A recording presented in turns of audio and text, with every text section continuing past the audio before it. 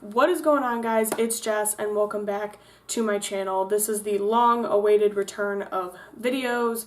I know it's been another month since I haven't posted. I suck. I'm sorry. I'm not going to get into why I haven't been posting, but we are back, and we are back with the long-awaited return of another crime video. Throughout this entire month, I have also been doing a lot of research on new cases and old cases and serial killer cases because I know that these videos are what you guys are really interested in, as am I. Today we are starting a new series on my channel, which I am calling Open to Close Cases. Now, basically what this is going to entail is we're going to look at cases that are brand new in the news and, you know, just occurred within the past couple months or weeks or days, and then we are going to lay out all the evidence that they have before the trial. Then we are going to come back to it in a later video after the trial has concluded. We're going to talk about the trial, and then we are going to talk about the verdict and what happens to the perpetrator in those cases. Today we are going to be starting out with a case that happened earlier this year, and it is the case of Andrew Freund. Now, I want to preface this by saying this is a case involving a child, and it can be a very sensitive subject. There are some very heinous events that happened in this case, and I just want to put that warning out there right now. He was mistreated by so many people around him, and so many things were passed up or not paid attention to that need to be made aware of, and I want to make you guys aware of this case so that it gets the publicity that it deserves and that we do get justice for AJ. So AJ Freund was a 5-year-old who lived in Crystal Lake, Illinois, and he was said to be really positive, and he was so cute, and everybody really loved AJ, and he was a ray of sunshine, a lot of people said. So when he went missing on April 18th of 2019, it shocked a lot of people around him, and initially it really shocked his parents. And the day before the body was found, police sat down with AJ's parents and interviewed them, talked about where they think their son could be, and then asked for phone records from both of the parents to rule them out. AJ's parents are Andrew Freund Sr. and Joanne Cunningham, and the day before the body was found, they ended up looking at the cell phone records, finding some very suspicious things. All the articles that I read didn't give me any information on exactly what was said in the phone records that made them kind of tip off on it, but that might come later in the trial or down the line. But they found something in their cell phone data that really made police look at this and say, these guys are probably involved. So they ended up drilling the parents even harder, and the parents gave it up. They admitted that they knew where AJ's body was, and they basically gave the police step-by-step instructions on how to get there. So this is the part that's kind of graphic and hard, so you can skip a little bit ahead if you don't want to know the details of AJ's death. But if you do want to know, AJ was found just a few miles from his home in Crystal Lake in a place called Woodstock, Illinois, and he was buried in a very shallow grave covered by a piece of plastic.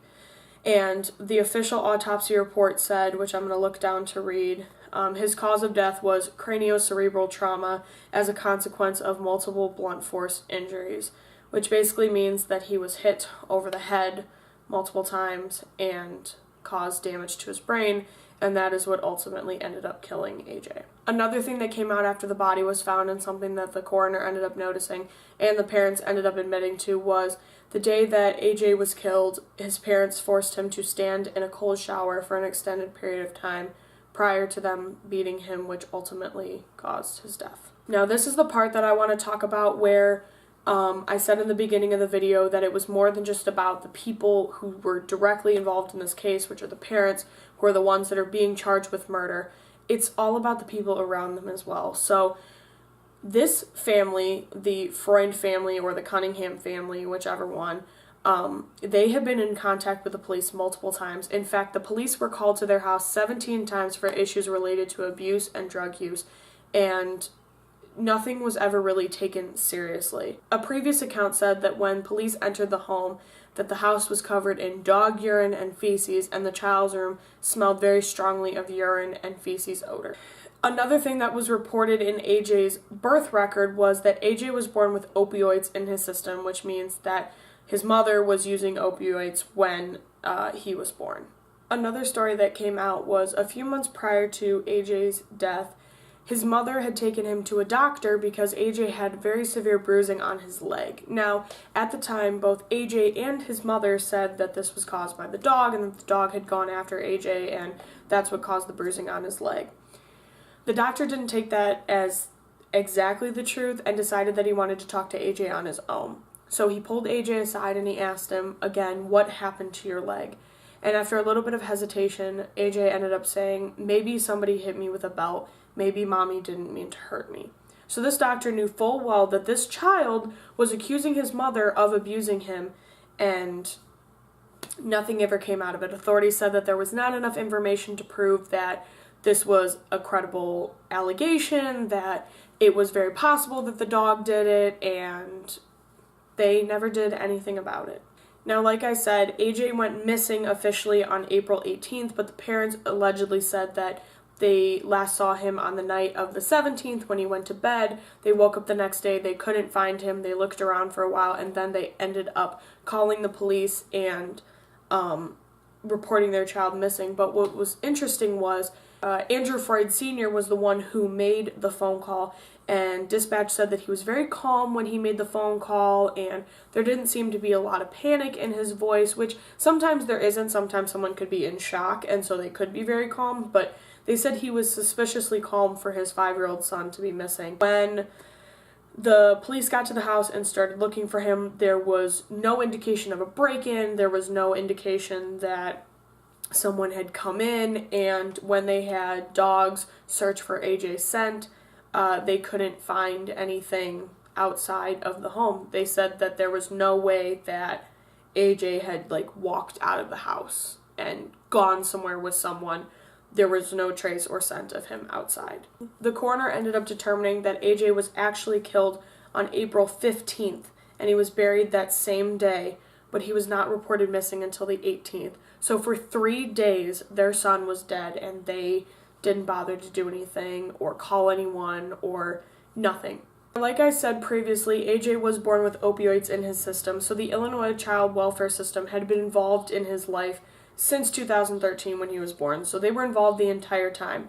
And this is when the 17 accusations were made and the 17 police calls were made, and once again, nothing was ever done about it. So this system had been involved in this child's life for 5 years. Multiple allegations of abuse, drug use, neglect, and nothing was ever taken seriously. These kids were still allowed to live in this house, and AJ does have a brother, and he was allowed to continue to live in that home.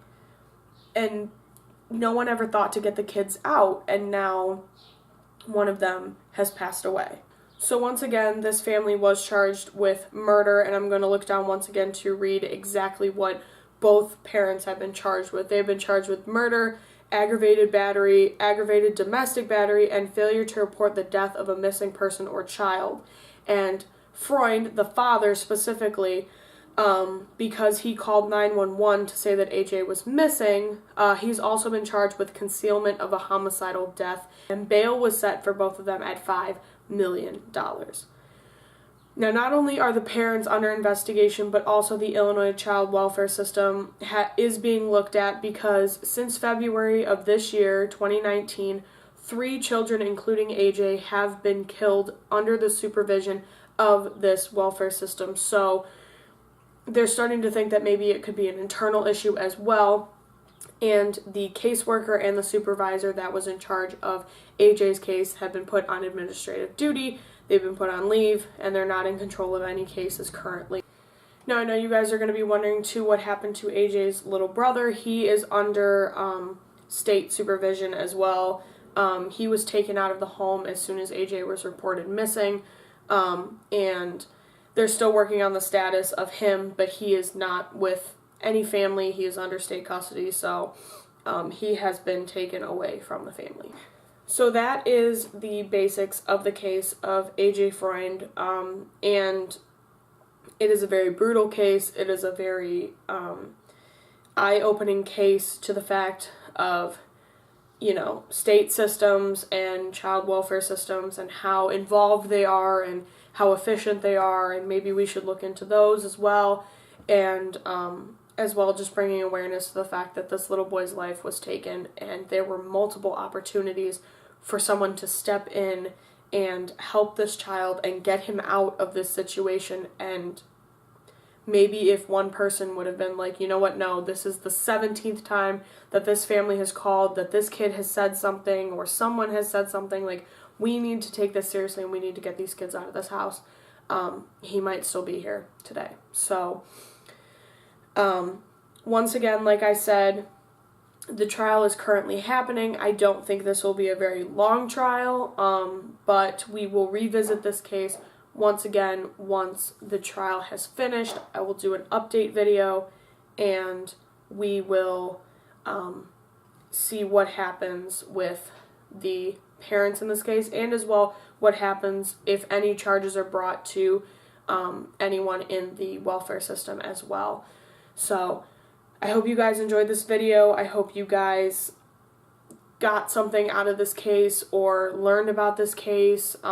It was pretty big news for a little bit there, but I actually haven't heard anything about it since, except for the research that I've done. So do your own research, follow the case along with me. You guys can message me on social medias about the case if you guys are interested. I will leave all my socials in the description box down below. So also leave a comment, you know, if you guys have any other information about the case too that I could put in my later video, for sure let me know, because I want to cover this one as well as possible. And if you guys have any other cases that you want me to cover that are happening right now for this specific series, or any cases in general you guys want me to cover, let me know those as well.